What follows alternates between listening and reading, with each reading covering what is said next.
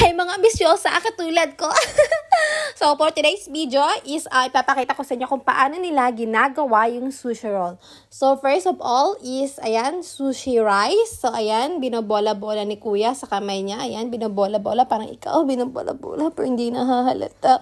So, ayan, pina-flat-flat niya, guys. Ayan, para mamaya maganda yung pagkalagay kasi marami siyang ilalagay dyan. Ayan, pina-flat-flat niya. Parang, demo flat. Ay, pareho tayo, charot. So, ayan. Ganyan siya, guys. Ayan. Ganito pala yung itsura niya, guys. Parang siyang semi-fine dining restaurant.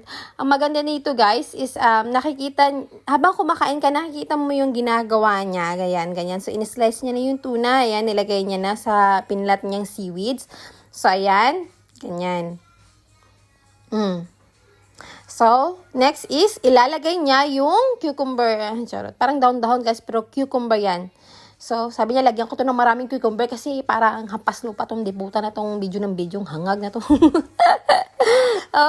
So, ganyan. Nilagyan niya ng papa ketchup, which is, ewan ko ano yan, guys. Parang ano siya parang, basta ketchup. Teka.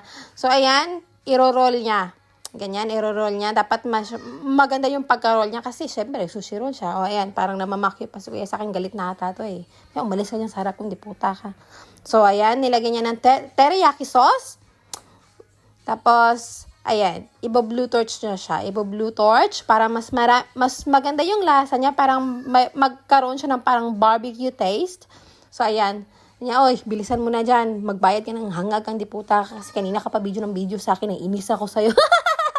Hindi naman siguro So, ayan. Ganyan lang siya, guys. Masarap siya, guys. Ayan. Panapakita ko sa mga kinakain ng mga mayayaman. Mayayaman pero maraming utang. Ayan, kain. Nam.